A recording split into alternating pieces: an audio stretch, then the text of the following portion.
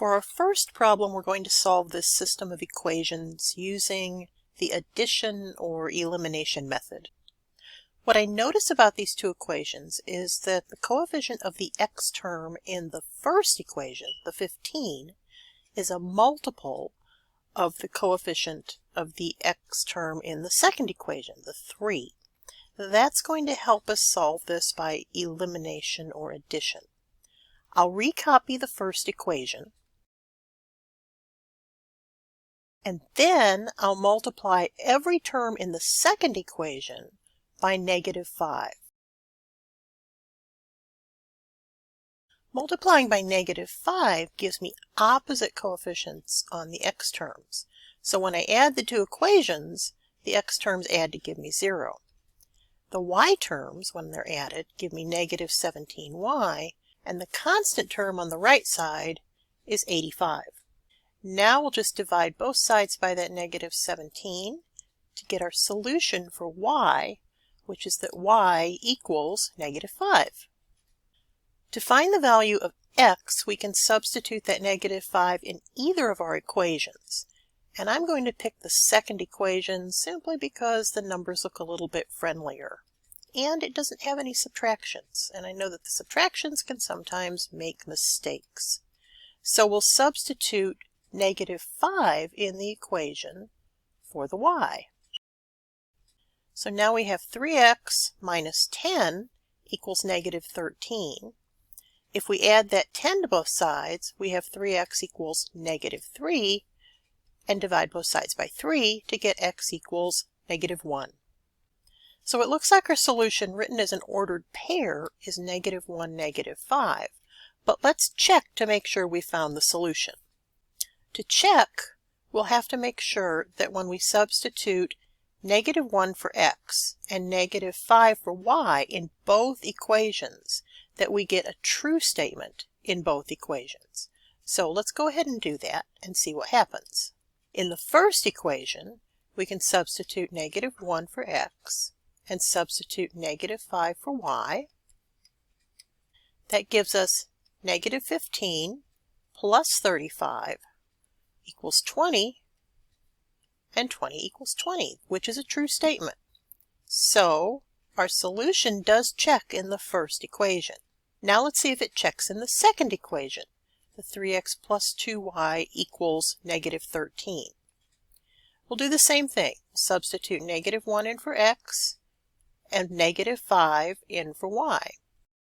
So -3 minus 10 equals -13, or -13 equals -13, which is also true. So we have a solution of -1, -5, because we have a pair of numbers that make both equations true. For our second equation, we're going to try using the substitution method. That's a good choice because of the way the first equation is written. It's already solved for y. So the first equation is telling us that y and 3x minus 6 are interchangeable parts, which means we can take the y in the second equation and substitute that 3x minus 6 for it. So the second equation would look like this: 6x plus 5 times y, which we know is the same thing as 3x minus 6, equals -9. Now let's keep simplifying. 6x plus, and we'll distribute the 5, 15x minus 30 equals -9. Combining like terms on the left side gives us 21x minus 30 equals -9. Adding 30 to both sides of the equation gives us 21x equals 21. And then dividing both sides by 21 gives us x equals 1. To find y, we can substitute that 1 in either equation. And the easiest one to do that with is probably the first one, the y equals 3x minus 6. We're going to put the 1 in place of the x. So y equals 3 times 1 minus 6. Y equals 3 minus 6. So y equals -3. Written as an ordered pair, our solution is 1, -3. check the solution, we would substitute 1 for x and negative 3 for y in both of the equations we started with and make sure we got true statements in both. For the sake of time, I'm not going to do that, but just remember, when you're solving any system of equations, you can always check your answers. Our next equation also looks like a good candidate for substitution because of the first equation written as x equals something. It's solved for x already. So the first equation is telling us that wherever we see an x, we can substitute 4y plus 6. They mean the same thing. And in the second equation, we do have an x right here. So in the second equation, we'll take the x out and we'll substitute 4y plus 6 in its place. So we have negative 3 times 4y plus 6 plus that 12y equals negative 18. Now if we distribute the negative 3, we get negative 12y minus 18 plus 12y equals negative 18. If we combine the like variable terms on the left side, the negative 12y plus 12y, those are opposites, so they add to give us 0. So on the left side, we have negative 18 plus 0, which is negative 18. And on the right side, we also have negative 18. Since all of our variable terms dropped out, we have to think about whether our number statement is true or false. Does negative 18 equal negative 18? Well, it does. That is true. And that tells us what our solution looks like. If you have no more variables in your equation and you end up with a true number statement, then you have infinite solutions. That's happening because these two lines lie right on top of each other. So any ordered pair that's a solution to one line is a solution to the other line. Now, if we had a number statement that was false, maybe we had negative 18 equals 12 or 0 equals 5, then we'd have no solution. Now, that didn't happen in this problem, but just be aware that it could happen. If you have a number statement left and it is false, then you have no solution to your system. Now we have a system of 3 equations and 3 variables. This is going to get a little complex, so to keep track of what's going on, I'm going to number these 3 equations. We have equation 1, equation 2, and equation 3.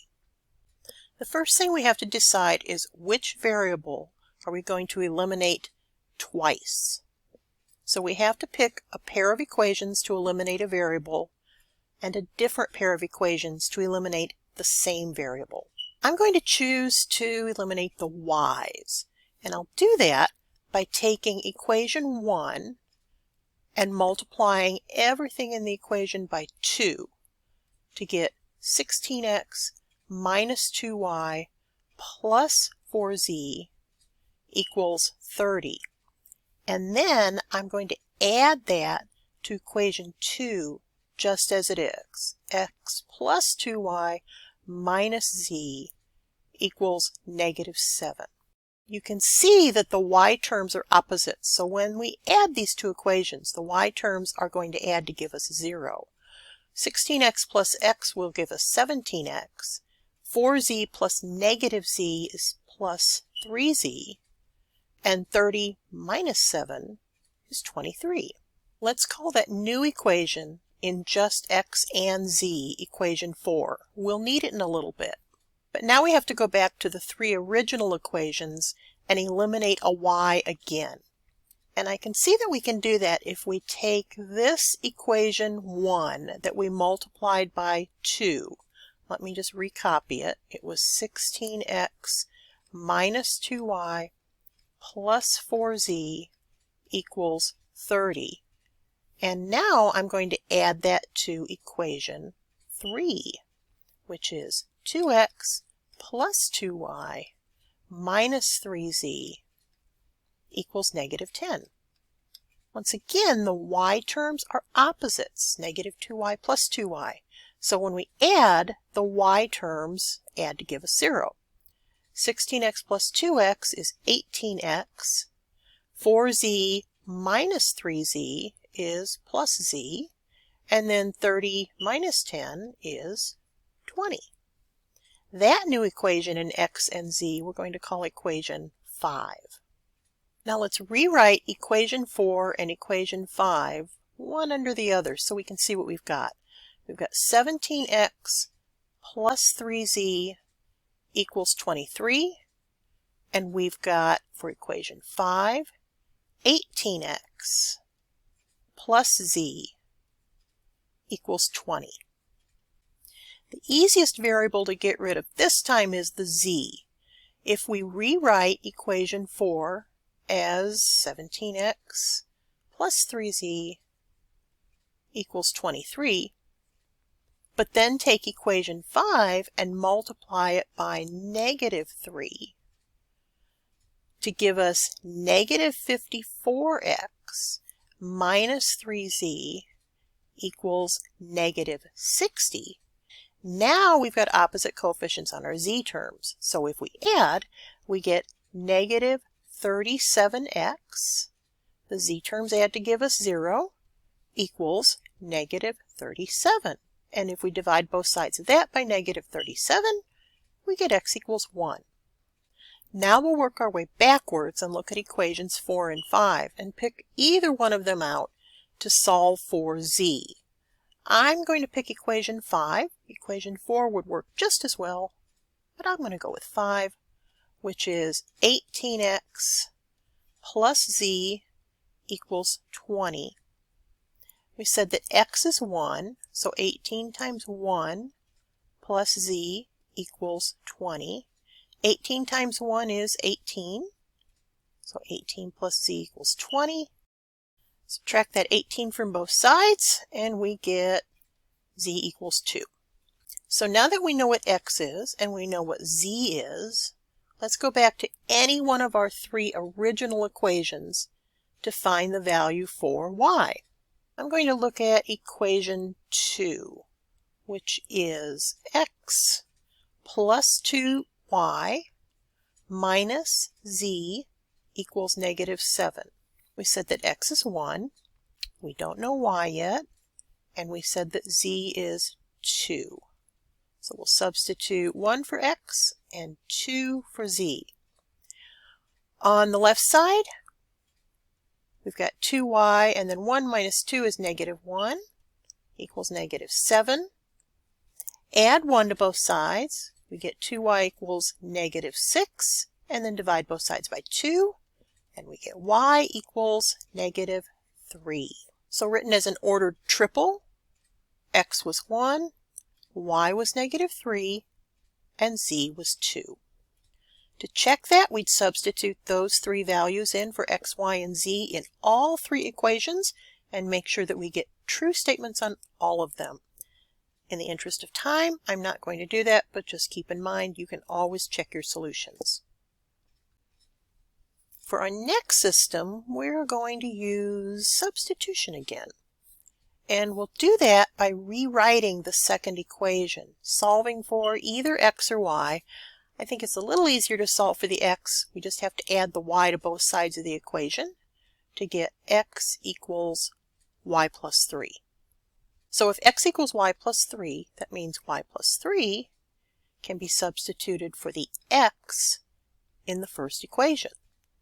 If we do that, we would have y plus 3 squared plus y squared equals 65. If we square y plus 3, that's y plus 3 times y plus 3, we get y squared plus 6y plus 9 plus the other y squared equals 65. Combining the like terms on the left side gives us 2y squared plus 6y plus 9 equals 65. That's a quadratic equation that might be factorable, but let's put it in standard form first by subtracting the 65 from both sides of the equation. So 2y squared plus 6y minus 56 equals 0. Let's divide everything by that 2 that's multiplying the y squared. So that would give us y squared plus 3y minus 28 equals 0. That's factorable. Let me bring it up here so that we've got a little bit of room. We can factor y squared plus 3y minus 28 into two binomials. Y squared is y times y. Two numbers that multiply to give us negative 28 but add to give us positive 3 are positive 7 and negative 4. If we set each of those factors equal to 0, which we can do because of the zero product property, it gives us two equations to solve. So either y equals negative 7 or y equals positive 4.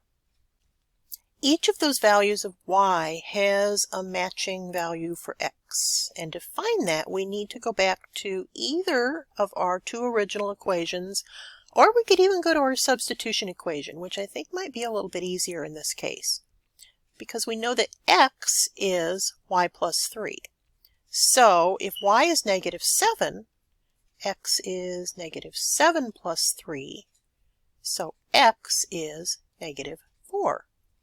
So one solution, written as an ordered pair, is negative 4 for x, negative 7 for y. The other possible value for y was 4, and we know that x is y plus 3. So when y is 4, x is 4 plus 3, which means x is 7, which gives us a second ordered pair as a solution. X is 7 and y is 4. Now let's look at how to graph an inequality. What we want the graph to show is all of the ordered pairs that make this inequality true. There's a boundary line between the ordered pairs that make this true and the ordered pairs that make this false. And the boundary line happens if we replace the less than or equal to with an equal to. So the boundary line is x squared plus y squared equals 49. I recognize this as the equation of a circle. And if I think of that 49 as 7 squared, that tells me a lot about the circle. First, the center of the circle is at 0, 0. I know that because there's no translation going on with the x. That doesn't say x minus 3 squared. It just says x squared. There's no translation going on with the y for the same reason. So the center is at the origin. The radius of the circle is 7. And that's because of the 7 squared on the right side of the equal sign. Now the circle is the boundary line, but is the circle included? And to figure that out, I have to look at this inequality sign. Because there's an equal to in that inequality sign, I do include the boundary line. If that just said less than, I would not include the boundary line. So let's draw a circle, a solid circle because we're including it, that's centered at the origin and has a radius of 7. That circle is dividing the plane up into two regions, the region inside the circle and the region outside the circle. So I'm going to pick a point in one of those regions to use as a test point, and I want to make this as easy on myself as I can. So I think the point I'm going to use is this one right here, the origin. And if that's my test point, what I want to do is take the coordinates of that point, 0 for x and 0 for y, and substitute them in this inequality to see if I get a true statement. So 0 squared plus 0 squared is less than or equal to 49. 0 squared is 0. 0 squared is still 0. Less than or equal to 49. 0 is less than or equal to 49. That is absolutely true because 0 is less than 49. So the test point was in a true part of the graph. So now we have to shade in all the points that make this true, which is all the points that are on the inside of the circle. For our next problem, we still have inequalities, but we have two of them. So we have a system of inequalities. So we need to find all the points that make both inequalities true at the same time. To find the boundary line for the first inequality, I'm going to think about what I know about y equals x squared minus 16. And what I recognize is this is a parabola. It's a parabola that I know opens up, and I can probably find some points in this parabola pretty easily if I think about intercepts. So, for example, if I want to find the x-intercepts of this parabola, I can substitute 0 for the y. So we'd have 0 equals x squared minus 16, which means 0 equals x plus 4 times x minus 4. So the x-intercepts are at negative 4 and positive 4. So we'll go ahead and put those on our graph, negative 4 and positive 4. To find the y-intercept for the parabola, we can substitute 0 for x in the equation. So we'd have y equals 0 squared minus 16. Y is 0 minus 16. So y is negative 16. So our y-intercept is down here. Now we could try to get some other points on this parabola, but I'm going to go ahead and make a sketch of this, and it's going to be a rough sketch. Something like that. All right, now the other inequality is also a boundary line for the solution. If we look at x minus y equals 4 and think about what the graph of that line looks like, we'll have the other boundary line. So maybe I want to write this equation in slope-intercept form so that I can graph it. So we'd have negative y equals negative x plus 4. So y equals x minus 4. That's a line that has a slope of 1 and a y-intercept of negative 4. So let's go ahead and graph that line. Now the line and the parabola are dividing our plane up into several regions. I'm a little suspicious that maybe it's this bounded region between the line and the parabola that makes the inequalities true. So I'm going to pick a point within that bounded region, like that one. That's 0, negative 10. And I'm going to use that as a test point to see if that makes both inequalities true. So the first inequality is y is greater than or equal to x squared minus 16. We're testing negative 10 for y and 0 for x. So negative 10 is greater than or equal to 0 squared minus 16. 0 squared is 0, and 0 minus 16 is negative 16. So is negative 10 greater than or equal to negative 16? Yes, that's true. So far so good. Now let's test that same point, 0, negative 10, in the second inequality, which was x minus y is greater than or equal to negative 4. So our x is 0, and our y is negative 10. So 0 minus negative 10 is greater than or equal to negative 4. That's 0 plus 10 is greater than or equal to negative 4, which is 10 is greater than or equal to negative 4, also true. So that test point tested true in both inequalities, which means it's in the region of the graph that will satisfy both inequalities. So this bounded region contains all the true points for our system of inequalities. Our next problem asks us to find an augmented matrix for this system. An augmented matrix is two matrices put together, and the matrix will contain all of the coefficients of all the terms that we see in our equations. So we have 2x plus 7y plus 6z equals 3. Our second equation, we have 9x. We don't see a y term, so it has a coefficient of 0. 9x plus 0y plus 8z equals 4. And then our third equation, 9x plus 2y plus 8z equals negative 7. And there's our augmented matrix. Our next problem gives us an augmented matrix and asks us to perform a row operation. So I'm creating a version of my original augmented matrix by changing one of the rows. And the row that I know I'm changing is this row right here, because that's where the row operation is written across from. That means row 1 is not going to change. It's still going to be 1, 1, negative 9, negative 1. And row 3 is not going to change. It's still negative 7, 8, 9, 3. But row 2 is going to change by taking row 1, multiplying it times negative 3, and then adding the original row 2. So let me come down here below and think about what that looks like.